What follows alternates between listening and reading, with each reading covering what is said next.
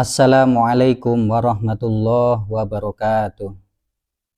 Alhamdulillah, alhamdulillahilladzi anzala sakinata fi qulubil mu'minin liyazdadu imanan ma'a imanihim walillahi junudus samawati wal ard wa kana Allahu aliman hakima.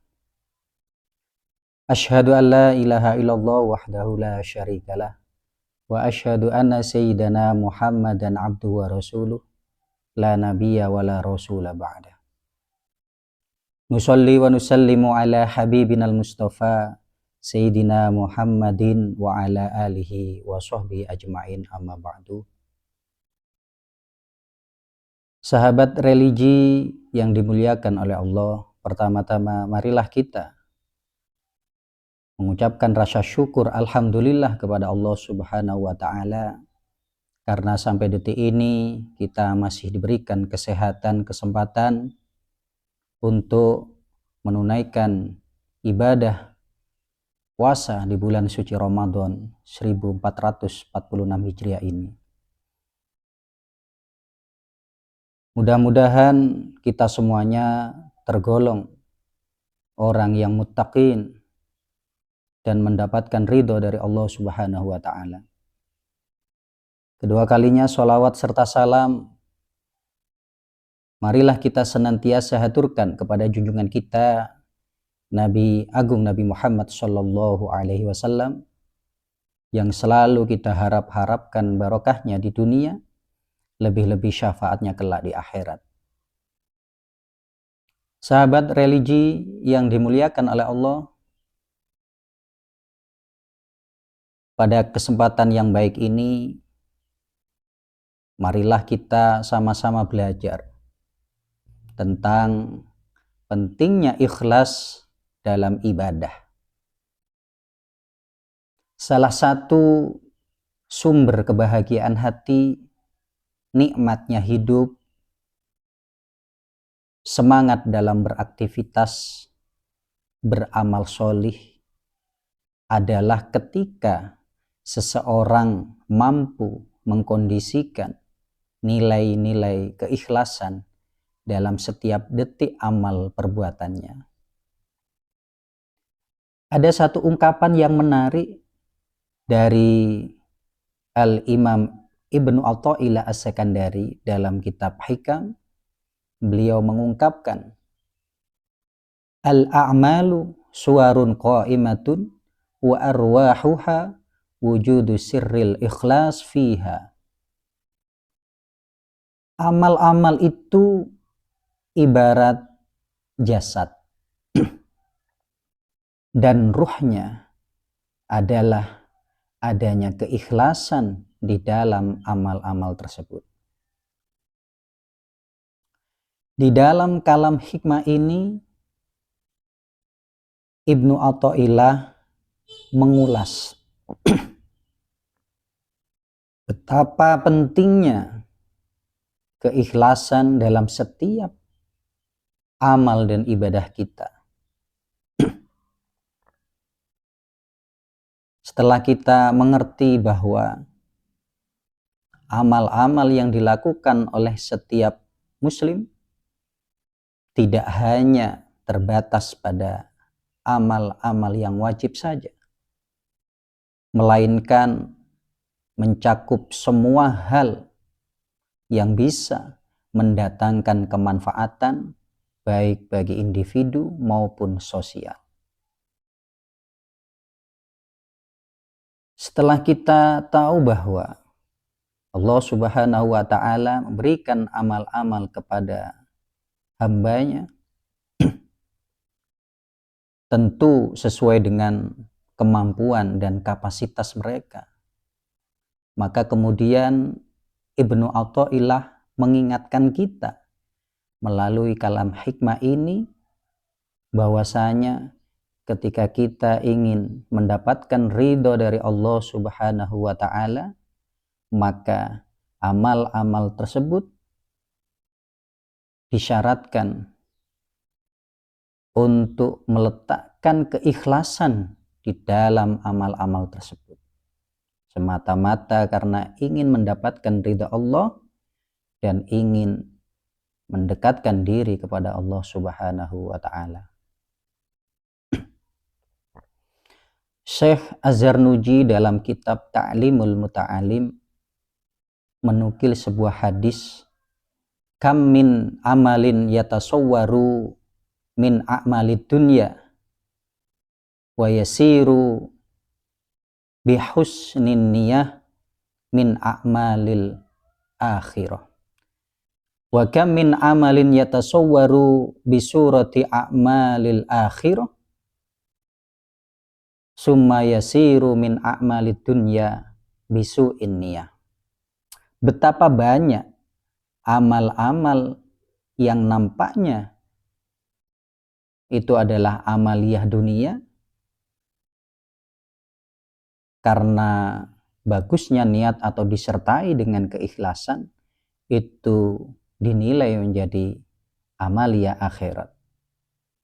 Dan betapa banyak amal-amal yang nampaknya itu kelihatan amaliyah akhirat, tetapi karena buruknya niat atau tanpa disertai dengan keikhlasan, itu menjadi amaliyah dunia belaka. Sahabat religi yang dimuliakan oleh Allah, ikhlas adalah salah satu konsep yang fundamental dalam Islam. Untuk mencapai ridha Allah, maka setiap amal dan ibadah kita harus dilandasi dengan penuh keikhlasan. Ikhlas disebutkan di beberapa tempat dalam Al-Quran, salah satunya ayat yang menekankan pentingnya ikhlas dalam amaliyah ibadah adalah Quran surat Al-Bayyinah surat ke-98 ayat 5. A'udzu billahi minasyaitonir rajim. Bismillahirrahmanirrahim. Wa ma umiru illa liya'budullaha mukhlishina lahuddin hunafa'a wa yuqimus sholata wa yu'tus zakah wa dzalika dinul qayyimah. Artinya, padahal mereka hanya diperintahkan untuk menyembah Allah dengan penuh keikhlasan, untuk mentaatinya karena menjalankan agama, mendirikan sholat, menunaikan zakat, dan yang demikian itu adalah agama yang lurus. Ayat ini memberikan pelajaran bagi kita bahwasanya setiap amal dan perbuatan yang kita lakukan harus dilandasi dengan keikhlasan. Karena dengan ikhlas itulah amal kita, ibadah kita itu akan diterima oleh Allah Subhanahu wa ta'ala. Dalam perjalanan hidupnya, manusia ini terkadang antara apa yang diinginkan dengan realitas yang ada itu tidak sesuai. Sehingga banyak manusia yang putus asa. Banyak manusia yang mendapatkan cobaan, rintangan, permasalahan dalam hidup. Maka seharusnya harus dihadapi dengan penuh kesabaran dan penuh dengan keikhlasan. Tentu dibarengi dengan berdoa kepada Allah, mudah-mudahan diberikan jalan keluar dari setiap permasalahannya dan juga dimudahkan untuk menghadapi segala problematika dalam kehidupan. Sahabat religi yang dimuliakan oleh Allah, dalam kitab Nasoihul Ibad, Syekh Nawawi Al-Bantani membagi ikhlas itu menjadi 3 tingkatan. Beliau mengungkapkan fa'a'la maratibil ikhlas, tasfiyatul amal an mulahadatil khalqi bi alla yurida bi ibadatihi illa imtithala amrillah wal qiyama bihaqqil ubudiyah duna ikbalin nas alaihi bil mahabbah wathana wal mal wa nahwi dzalik. Beliau menjelaskan bahwa tingkatan ikhlas yang pertama, dan ini adalah tingkatan yang tertinggi, yaitu menyembunyikan amal dari pandangan orang lain. Artinya semata-mata ingin mendapatkan ridhonya Allah.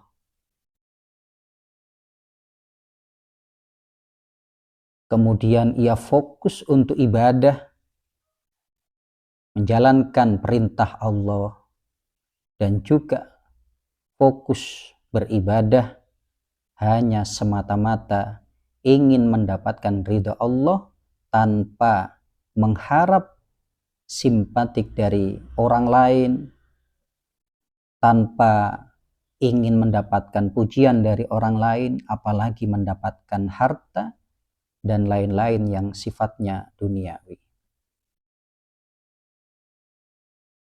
Jadi tingkatan yang pertama ini murni sebagai seorang hamba beribadah semata-mata hanya ingin mendapatkan ridhonya Allah, tanpa ingin mendapatkan balasan surga, berbagai hal yang berkaitan dengan akhirat ataupun hal-hal yang berkaitan dengan duniawi. Ini adalah tingkatan ikhlas yang paling tinggi menurut beliau. Tingkatan yang kedua ini merupakan tingkatan ikhlas yang pertengahan. Beliau mengatakan al-martabatus tsaniyah ayya'mala lillah wa liyu'tiyahu al-hududul ukhrawiyah kal bi'adi anin nar wa idkhalihil jannata wa tan'imihi bi anwa'i maladhiha. Tingkatan ikhlas yang kedua menurut beliau adalah seseorang yang beramal lillahi karena Allah, dan juga dia mengharapkan pahala atau balasan kelak di akhirat, seperti dijauhkan dari siksa api neraka dan dimasukkan ke dalam surga serta menikmati segala kenikmatan yang ada di dalam surga. Kemudian beliau melanjutkan tingkatan yang ketiga, al-martabatus tsalitsatu ayya'mala lillah wa liyu'tiyahu hazzan dunyawiyan katausi'atir rizki. Tingkatan yang ketiga menurut beliau adalah tingkatan ikhlas yang paling rendah, yaitu seseorang yang beramal lillahi karena Allah, tapi dia juga mengharapkan balasan atau bagian di dunia, seperti diluaskan rezekinya, dibanyakkan rezekinya, dimudahkan rezekinya, dan dihindarkan dari segala macam mara bahaya di dunia. Ini masih tergolong ikhlas, tetapi tingkatan ikhlas yang paling rendah. Oleh karena itu, dari penjelasan Syekh Nawawi Al-Bantani ini, marilah kita bermuhasabah diri. Kita berada pada tingkatan keikhlasan, apakah yang pertama, yang kedua, atau yang ketiga. Dan seraya kita berdoa kepada Allah, mudah-mudahan kita dikuatkan, dimudahkan untuk terus naik tingkatan keikhlasan kita di hadapan Allah Subhanahu wa ta'ala. Rasulullah Shallallahu Alaihi Wasallam telah memberikan contoh kepada kita bentuk keikhlasan dalam beribadah melalui hadis beliau yang diriwayatkan oleh Sayyidatuna Aisyah radhiyallahu taala anha, bahwasanya Rasulullah Shallallahu Alaihi Wasallam beribadah di malam hari,